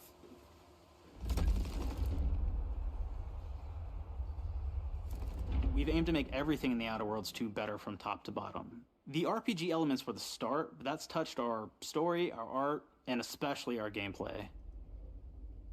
A good sequel is true to the original. That's first and foremost, right? Like, we all want to add in a bunch of things as you're making a sequel, right? We want to make it bigger and better in every way. That's what we were trying to do here.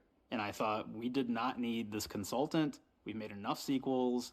We understand how to do this. And I will say, I don't think it's been entirely successful. I am very proud of the combat improvements we have made in the Outer Worlds 2, thanks to my patented combat system. You may be thinking to yourself, it can't be that good? Shush, what are you even talking about? You haven't seen it yet. Watch this. Put a helmet on, because I'm about to blow all of your minds with my COMBAT system, combat system. My name is Mark, I'm the head of sequels. Shall we begin? You're thinking, what's C for? C, capitalize the fact that the people loved the first game. We're gonna take those people, we're gonna make them buy the sequel, giving out pounds, pounds, pounds. Quick ones, ha, ha, not you, Dan. Here we go. What comes after C? O. Optimize for player satisfaction. I am terrified of online gamers, okay? I want to make them happy. So let's, okay? All right. Mobilize the players so they're ready for that sweet, sweet pre-order. Clap with me. Sweet, sweet. If you don't have rhythm, Brandon, just say it. Sweet, sweet pre-order. Everybody has a different rhythm, and it's blowing mine. And here we go. B, burglarize. What is this? It's basically just finding new ways to loot dead bodies. You know what I mean? Right, Otis? Okay, well, it's a big part of the game. A, you gotta agonize about how many people are gonna be angry that we have just put so much combat into this thing and almost no romance at all. We should look at ourselves. What is wrong with us? Huh? We can't have one love story in this? How many people have been in love? Raise your hands. Raise your hand if you're in love. Okay, are you lying? I have a wife. Put your hand down. T, trois. In French, that means two. Sequel. I think that means 3. Okay, you're getting ahead of yourself. Come on, Claire. We're on 2. And how do we end it? Anything is possible. And we've established that we're the best there is, and there's no sequel better than us. And if I could just say one more thing, thank you very much. I know I've kind of changed the world of video games today. For the Outer Worlds 2, we wanted to improve gunplay in every way. We focused on improving the feel of each weapon, the way a weapon snaps into ADS, the way recoil feels when firing, and how impactful our sound effects really sell the weapon's fantasy, to things like how unique reload animation can add a lot of character to each weapon. We've increased the variety of weapons by including new weapon types, but also through a host of fun and unique weaponry. We have things like the Borscht Blaster that fires out tumors that can explode like grenades, or can even be eaten by the player for additional health. What? We have a weapon called Rookie's Reward that will actually level up the more you use it throughout the game. And every time it levels up, it's got fun fanfare where it's like shooting out confetti and it's got fun little setup. We have a really fun weapon called the Pop-Up Gun. It fires out ad drones that will distract your enemies with corporate ads, slogans, and jingles. While your enemies are distracted, you can focus fire on them or explode these drones for additional damage. New to the Outer Worlds 2 are throwables. So you can use frag grenades to flush out enemies, smoke grenades to camouflage and escape, distraction devices to bait enemies into a stealth attack,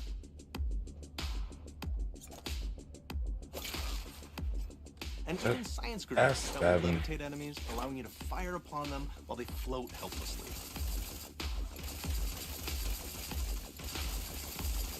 And of course, science weapons are back. We have returning favorites, like the Shrink Ray. This time it's been upgraded, so you can shrink your enemy down to the size of a sprat and run over them, exploding them into bits. That's cool. The Shrink Ray, that was probably my favorite one from the first game, so we brought it into the second game. But we improved it though, so instead of shrinking your enemies for a short period of time and having them re-expand, this time they stay shrunk, and we actually added in the ability to step on them and kind of squish them and kick them, because we knew that was the player fantasy. We knew that's what everybody wanted to do. They wanted to step on the enemies, they wanted to kick them, so we made sure to double down on that stuff. In addition to things like our returning favorites, we also have some really fun and unique new science weapons. One of them is called the Armageddon. This one's really cool because it I'm gonna try this one shoots out these masses that are like these little arms that will stick to people or cover or all kinds of different things, and they will continue to just hit them until they get destroyed. And we have another one that's just super cool called the Spectrum Dance Saber. This is a melee weapon that actually lets you attack to a musical beat. And if you continue to do that, you'll actually get additional bonuses each hit you do. One of my personal favorite weapons is called the Big Bang.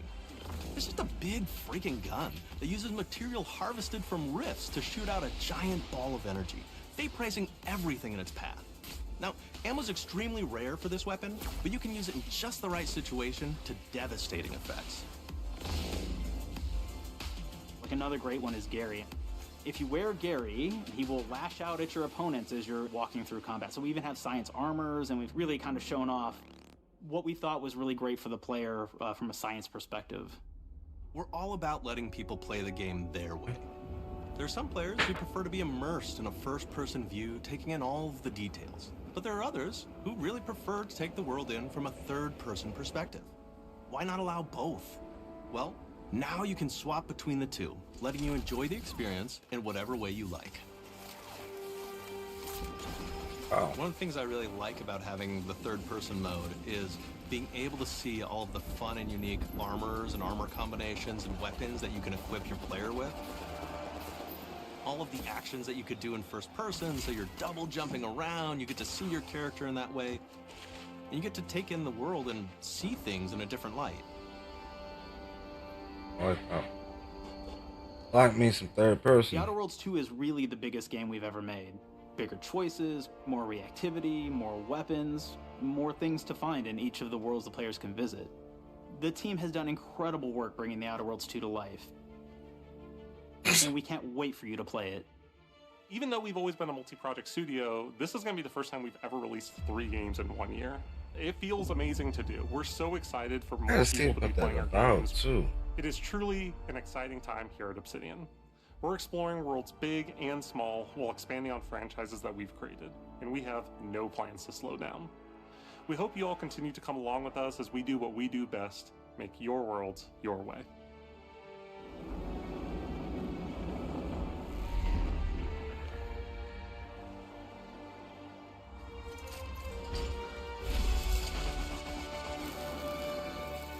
have a Valve 2 available. The Valve is...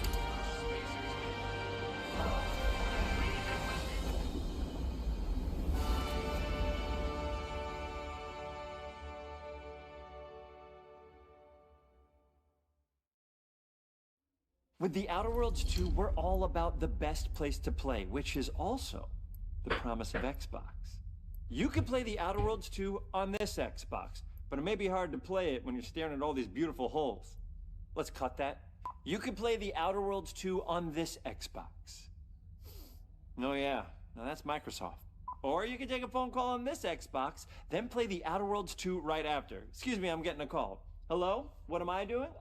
I'm playing The Outer Worlds... Hello? Yeah, this is Mark. I didn't know I had jury duty today. You could play The Outer Worlds 2 on this Xbox, but it takes 2 people to lug around safely. We're gonna go up to my apartment, okay? And this is an Xbox you actually wear that also plays The Outer Worlds 2. What do you think, Claire? This is amazing. Are you playing? I think so. Fantastic. So now this is actually not an Xbox, so you cannot play The Outer Worlds 2 on it. Can't play anything on this. I guess Bread. You ever play Bread where you take it out of one slot, put it in the other? I don't have friends. If you pre-order the premium edition now, you'll get early access, which is like a prequel to the sequel, or is launch the sequel to the pre-order, or like, why are any of us alive at any time? It doesn't matter. Either way, my job here is done. It's time for the Grounded 2 portion of the Direct, which is sort of like the sequel to the Outer Worlds 2 portion of the Direct, which I absolutely just hit a home run with. You know, it's really nice to see my influence go on to other games. Take it away, team.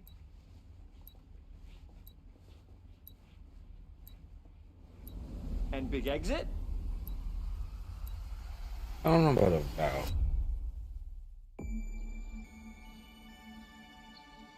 Outer Worlds, though, that's interesting. And Grounded, I'm not really... We're so proud of Actually, Grounded. no.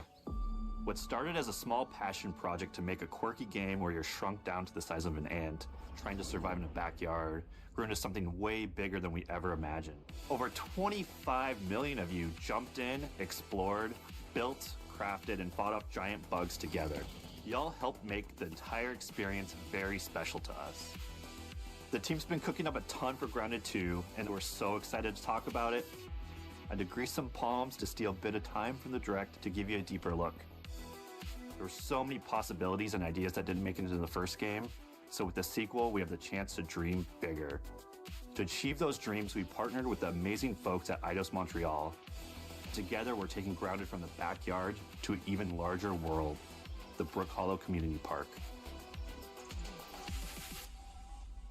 When we started working on Grounded 2, we knew that we wanted to make a bigger world. Nice font. Fortunately for us, Eidos Montreal became our main partner on developing Grounded 2.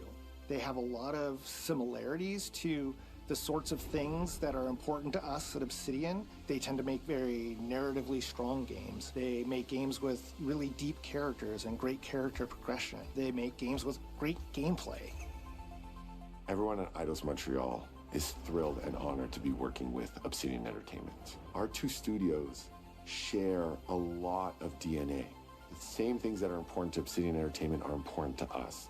Choice and consequences, player communities, and doing justice to great IPs and great franchises. The fact that we're the first partners that they're working with to make a sequel to their franchise feels like we're an important part of their history.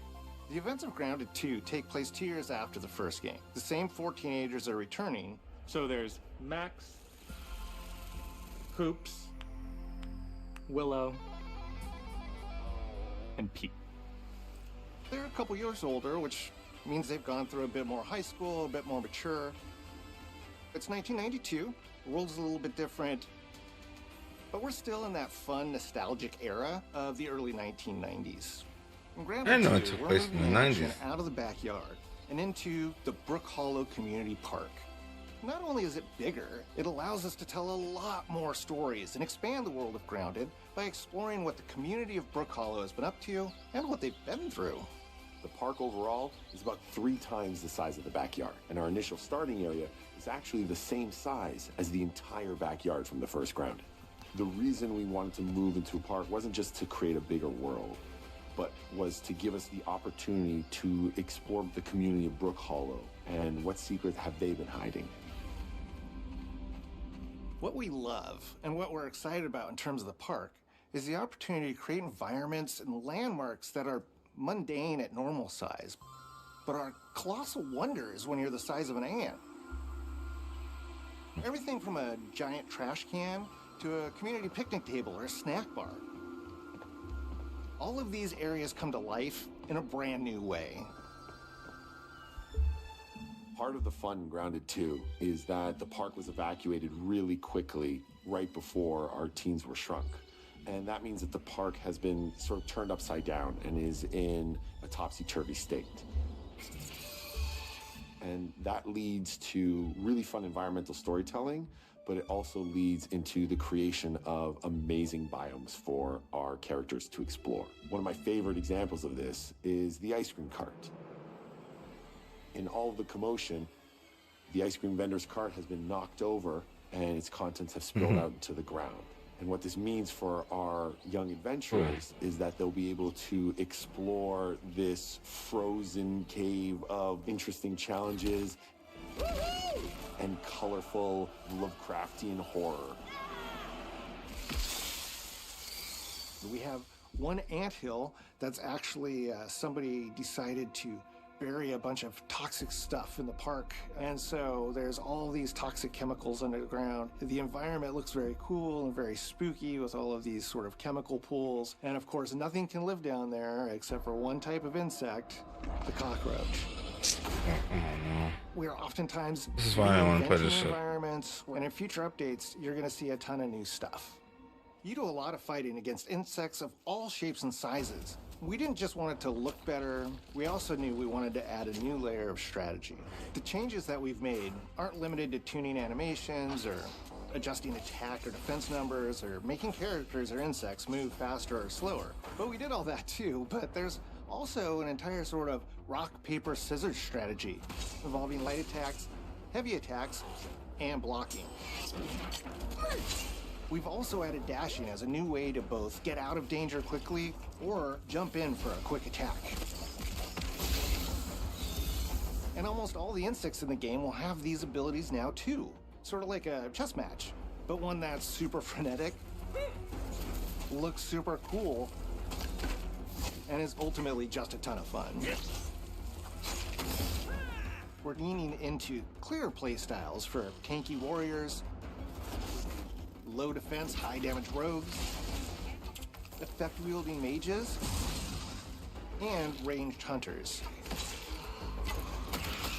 In the first Grounded, we have mutations, and there were weapons and armors that favored different playstyles. In Grounded 2, not only will there be passive mutations, but there will also be active mutations. And a lot of those mutations support these archetypes. My favorite way to play pretty much any game is chasing after those game-breaking builds. And that's why I'm so excited for what we're doing with archetypes in Grounded 2. I'm all in on the rogue. Now, you can even dual wield daggers. I've been dialing in this glass cannon build that stacks ambush, assassin, and cardiofan mutations with the wolfbane daggers and the wolf spider armor. It lets me open up combat with massive backstab damage that also inflicts venom. Then, I can use the extra stamina to reposition and try to dodge, rinse, and repeat. It's high risk, high reward, and absolute chaos in all the best way.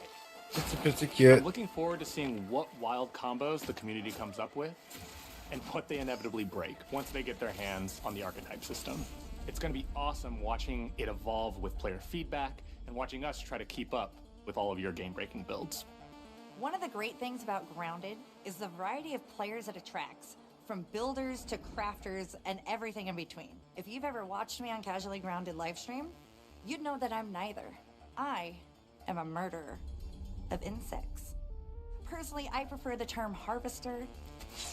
I love going out, hitting things, and bringing the materials like insect body parts back to my friends to use.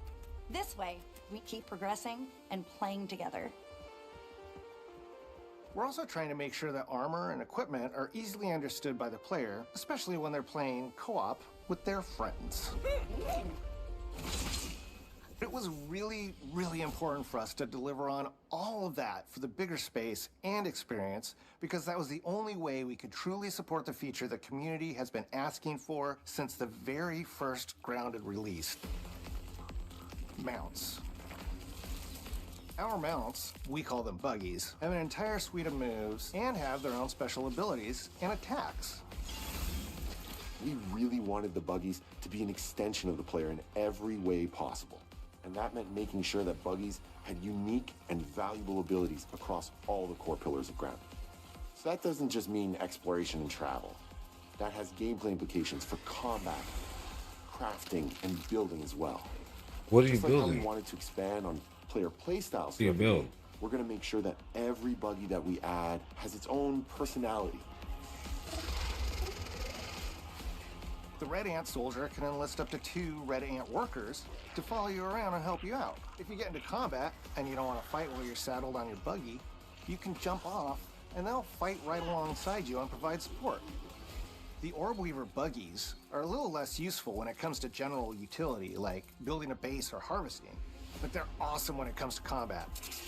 Sure, their defenses aren't super strong, but they're heavy hitters. They're also super fast, and they have some great special abilities, like a scream that allows them to stun lesser-powered insects, and the ability to shoot webs and entangle other creatures. So the Orb Weavers won't be your base-building buggy. You should use the Red Ant Soldier for that. But they're super fun for exploration and combat. Red Ant Soldiers and Orb Weaver Spiders will be available at Game Preview launch. There will be others in the future, but those are the 2 we're starting with. The connection that our Grounded community has with us is something we want to keep forging with the sequel as we make an even bigger game than the original. Pretty much from day one, we knew we wanted to return to Game Preview for Grounded 2. Sure, it comes with some trade-offs, like the game's not done and it's out to the world, but there's so much value in building it alongside the community. Buggies change how you traverse and navigate the park. What we're doing with Grounded 2 is we're actually keeping zip lines held back so we can see how players engage with buggies, and then we can tweak zip lines to bring them back over time to really complement that buggy experience and make exploring the park far more fun.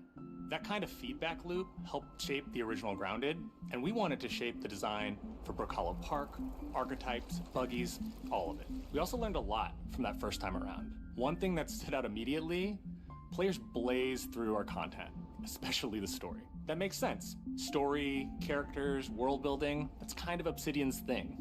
It's the flavor we bring to the survival genre. So this time, we're starting with a much bigger baseline. There's been an explosion at Brook Hollow Park. Chaos descended on a ceremony commemorating the 2-year anniversary of when 4 teenagers were miniaturized against their will. One of our favorite parts of the first game was watching the community uncover clues and spin up theories. This time around, we're leaning even more into that, and we'll be keeping a close eye on what our players discover and how they interpret it. Because you never know what might inspire us as development moves forward. We really started to hit our groove at the end of Grounded 1.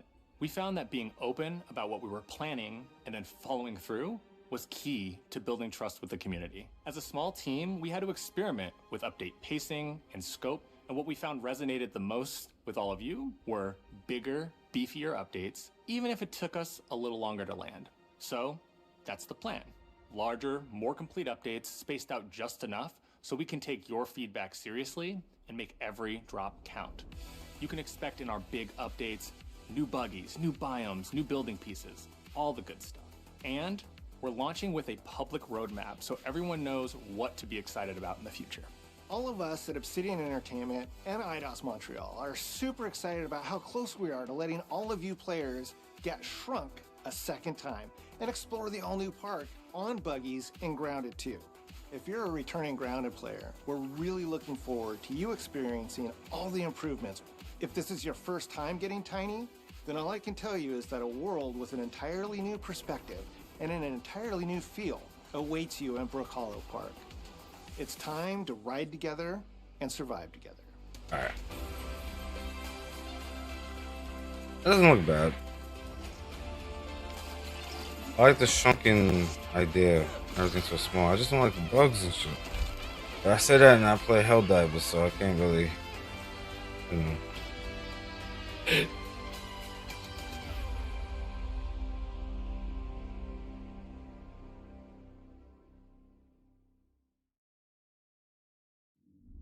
Yeah. Outer Worlds 2 is coming October 29th and July 20th. Is that it?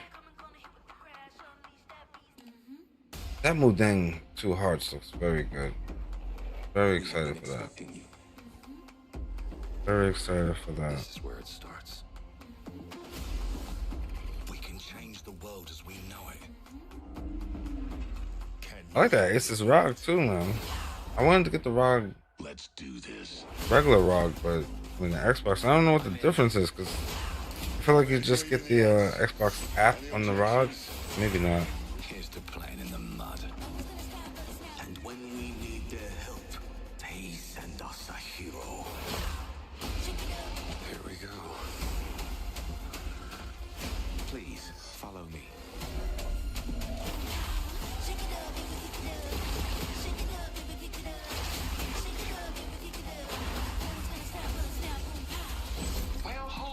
Beast of Reincarnation looks good.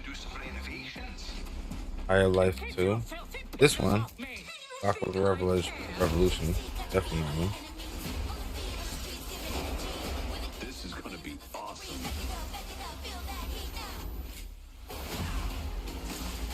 Mayday! Mayday! Code 1 to mission control, we're falling!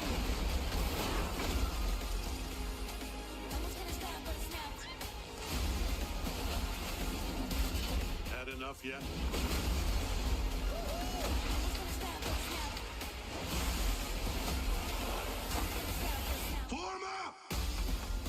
Even the Gears of War Reloaded. I'm telling you, this showcase was much better than PlayStation Showcase. I'm not really an Xbox fan anymore. I have it, but they cooked. They definitely cooked. All right, guys, that's gonna do it for me. Thank you guys for watching. It's Dr. Haze out. I might be playing Outer Worlds later on today. I don't know. We'll see. But yes, thank you guys for watching. Thank you for the 93 subscribers. I see that. I appreciate all of you. And yeah. See you guys later. Dr. Haze out. Later, guys.